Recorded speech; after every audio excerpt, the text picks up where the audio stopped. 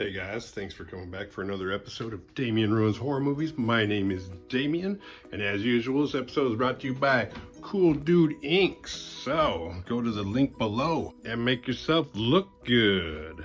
Also, stick around to the end of the episodes. We'll have a new segment called Final Thoughts, followed by Survival Tips and the Badass Award. But first, it's time to cue up the Whiskey Bats, who you can listen to on Spotify, iTunes, and there's a link below where you can check out their videos on YouTube. So let's go.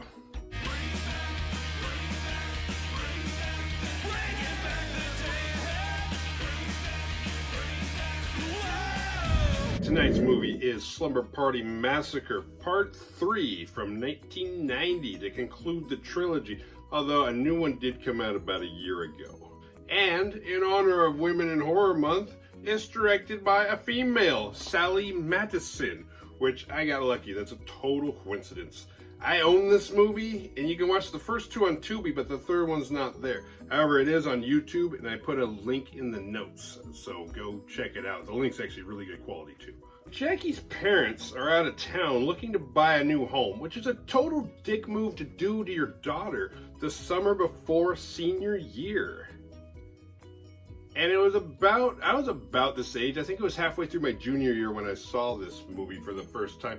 Me and my friend Joel and Tom went down to Hollywood Video and rented it. And it wasn't really up until now that I realized that these characters are supposed to be about the same age I was then. Because they don't look it. And this was the first movie in the franchise that we watched. We started with a third one and worked our way back coincidentally. And this movie had enough boobage in it to make slasher my new favorite subgenre. The film opens at the beach, a friendly game of volleyball. They were playing volleyball. Boys against girls, where we meet most of our main characters: Frank, Michael, Tom, Duncan, Juliet, Susie, Janine, and Diane. In the distance, some guy is watching them. He kind of looks like Axl Rose and Kurt Cobain had a kid. It ain't easy being goth and also loving a nice day at the beach. The ball goes out of bounds, and as Juliet goes to go get it, she meets an older man, somebody they used to go to school with. And he gives her the ball back, and she gives her Jackie's number. Says, hey, call me later tonight. I'll be at this house. And as they leave, Jackie accidentally drops, unbeknownst to her, her address book. Back in the 80s and 90s, we didn't have cell phones, so we had to buy these little booklets where we would have to take on the painstaking task of writing down all the numbers of our friends and families. And if we lost that book, you were screwed. But fortunately, you always had the important numbers memorized. Next, we get our first kill. It's Sarah. We don't know who she is yet, though. We find out later in the movie. Same thing happens in the original. One of the girls gets killed because she forgot her books and she doubles back into the school. And there's a weird guitar playing during the kill scene. In her car, Frank drives the girls in his convertible, and it looks like they act like they've never been in a car before. Actually, they kind of act like me the first time I was in a car with my friend when he got his license, and we'd drive around. Freedom, teenage freedom, that was the first step. Somebody having a car. And he drops Jackie off last, and they talk, because the other night apparently they had a moment. It was a kiss. But now there's a little flame going in between. He wants to see if there's more to it than that, and she's kind of like, does she like Frank? What kind of guy is Frank? He looks like Jonathan from Stranger Things, but he's kind of got this whole 21 Jump Street going too. Jackie walks up to her door and it's open. It's Morgan, her weird-ass neighbor from across the street. Apparently he thinks there's an open house that only he's privy to. Night falls, and Jackie's friends show up with alcohol and desserts. Sarah was supposed to be bringing the food. Remember Sarah, the dead one? And that's why Jackie has the coals warming up on the barbecue out back. They play a little truth or dare, and when it's time for the dare, it turns into a striptease, and they put on some rockabilly music, and they all start dancing until the phone rings. It's weird-ass Morgan from across the street again. He wants to know if he can come by. He wants to see how it looks at night.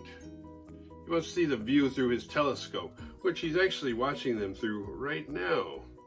but he gets denied. She says, hey, you know what? When my parents get back, you can have all the tours around the house you want. Right now, it's just me and my friends. I'm trying to have a slumber party. The dancing turns into a strip tease and we get some boobies.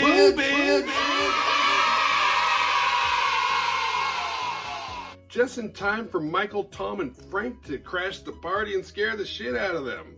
And the girls kick them out. You hear that? These ladies don't want you around, man. Then the girls hear a noise out back and they go and see that the barbecue's been knocked over.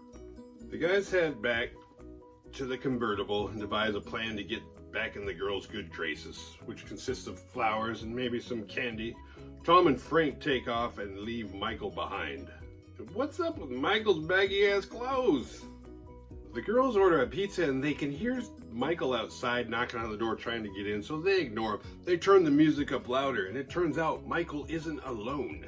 And he gets run through with the for sale sign. Yeah, of course they killed a black guy first. I mean, technically they killed Sarah first, but Sarah didn't even have any lines. A little while later, the pizza girl shows up and Duncan runs into her before she gets there. I don't know why she's on foot. Most people use a car for that. And Duncan's like, yeah, I don't know how Duncan knows where she's going with the pizza. But he's like, but he does ask.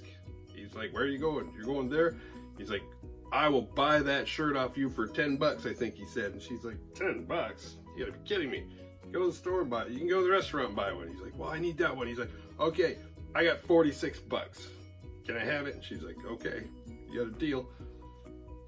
And he's like, can I have the pizza too? She's like, all right. So he thinks it's like a slick way to work himself into the slumber party house, and it works. And once he's gone, she's out in the street by herself, and she gets killed by the driller killer.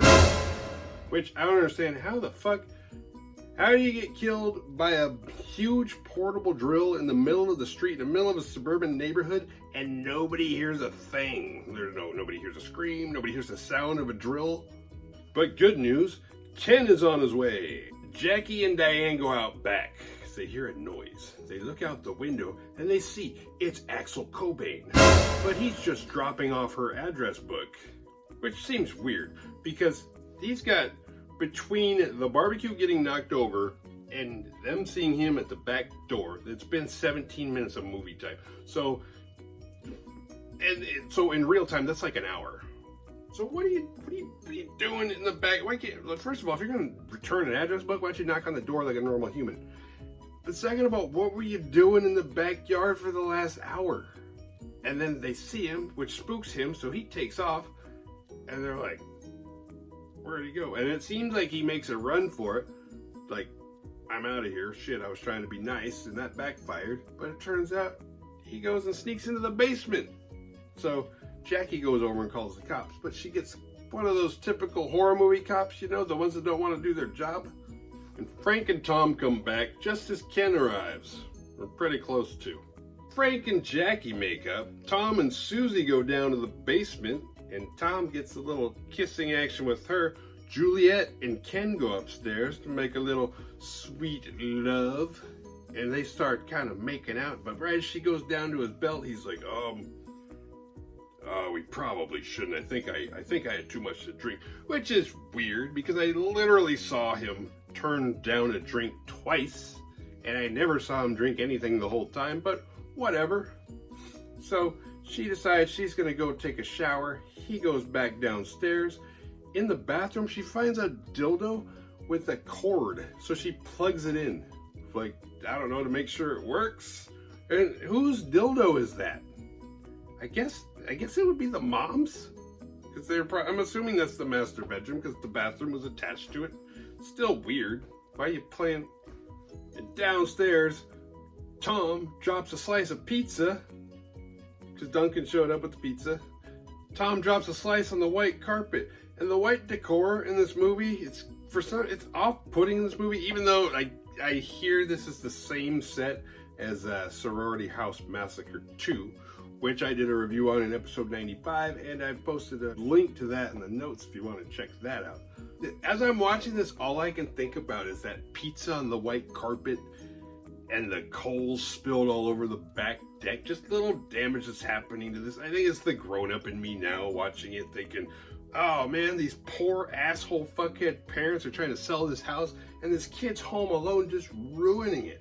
While Julia's in the bathtub, the lights go out. And somebody drops a plug-in dildo into the bathtub and electrocutes her. When Ken gets downstairs, he's alone, so Maria immediately runs upstairs. She wants to go see how Julia's doing and get the skinny on the situation. And she looks in the bathtub, and we're expecting her to find out the state of Julia, but there's nobody in there. But there is a trail of water that leads to a closet, so she opens it, and she finds Juliet's corpse. I call her Julia. She finds Juliet's corpse. And Ken's downstairs. She runs back downstairs. She's like, oh my God, Juliet's dead. Ken freaks out, and this time he calls the cops, and he starts making a little headway with the cops until Jackie gets on the phone, and she's like, yeah, they're coming. And they're like, oh, is this you again? Quit pranking. Quit messing around. And they hang up on her, which is like the worst police work. If you get a 911 call, you have to go out there. You can't just pick and choose. So Tom and Ken decide to go to Ken's uncle's, because Ken's uncle used to be a cop. And along the way, they go by a construction site to get better weapons, because right now they got like a fire poker. But also on the way, Ken hurts his knee. He's like, ah. Tom's like, are you okay, man? He's like, oh, no, it's an old, my knee, it's an old injury. And Tom's like, oh, man, I got that same problem with my Achilles heel. So they're searching around for weapons, and Tom finds a sledgehammer. He's like, what do you think of this? And Ken's like, well, let me see it. And he hits him with it. And then, like, Ken finds a chainsaw and starts hacking Tom. For the reveal, turns out Ken is the killer. No shit. Who else saw Juliet last? But how did he keep his clothes dry? If he took her body out of the fucking bathtub, which is filled with water, she's sopping wet. Somehow he got her from there into a bag where did he find the bag? I don't know. Gets her in there, leaves a trail of water, but doesn't get any on himself.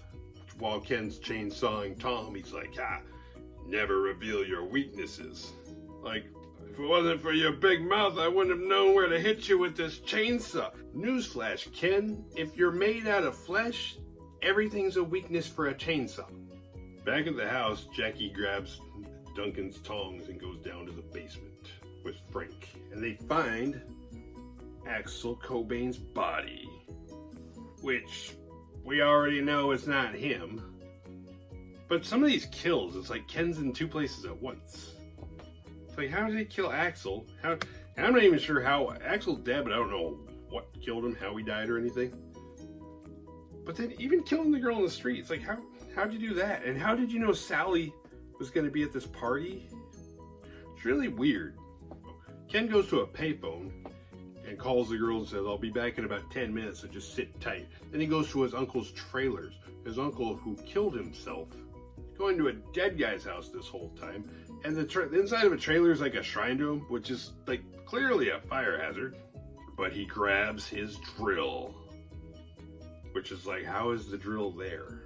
Because he's used it twice already. Ken gets back to the house, and first he drills Duncan. And then the weird neighbor, who's been watching them the whole time, calls the cops. Turns out the weirdo neighbor's a fucking doctor. Yeah, the peeping Tom saves the day. Next, Ken takes out Frank. It's unclear if Frank dies or not. He kind of like slumps down, doesn't move, and that's the end of him. But it wasn't like a brutal death. Then he drills Diane, but it's only a flesh wound. And the girls try and fight back, but they're the queens of the bash and dash, break a lamp over his head and then run away, or break a platter on his head and run away. And Janine is like trying to escape. She jumps through the sliding glass door, which is more damage to the house that her parents are going to have to deal with when they get home. And now Ken is referring to himself as Uncle Billy. Susie throws a bleach solution at Ken and it gets in his eyes so he can't see, but he's still like swinging and wielding his drill around like Leatherface at the end of Chainsaw Massacre, hoping somebody will just take a wrong step. And the girls manage to escape, all except Maria, who decides she's gonna have to fuck her way out of this situation, and we get some more boobies!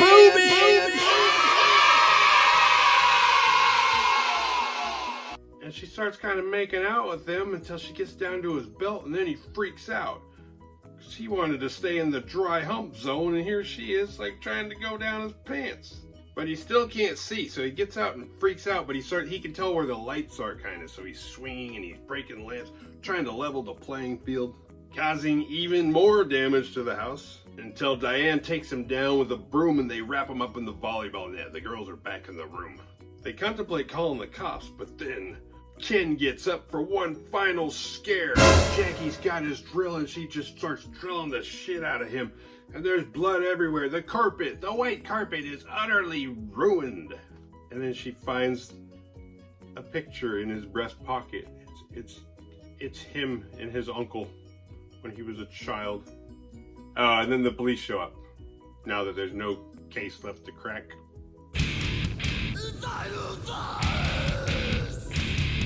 This film only got 30% on Rotten Tomatoes.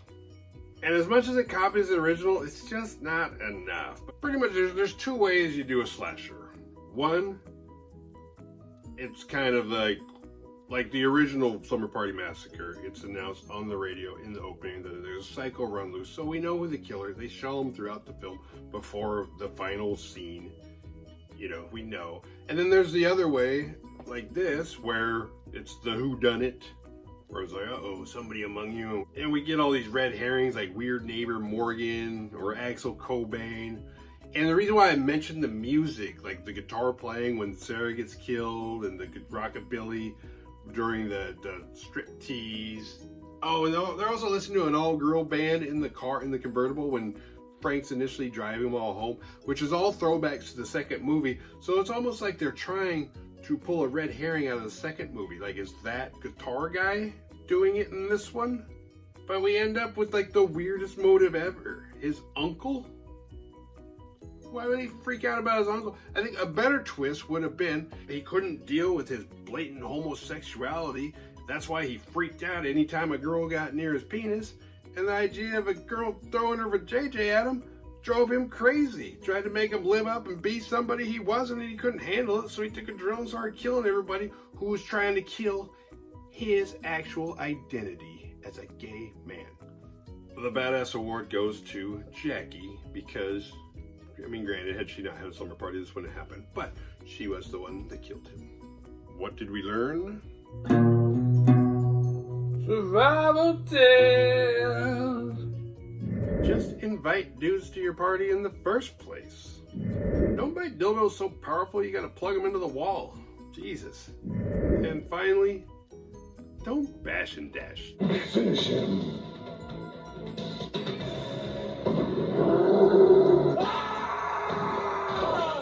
Alright, if you like this video, don't forget to like, subscribe, share, turn on your notifications because I have no schedule, and I will see you guys next time.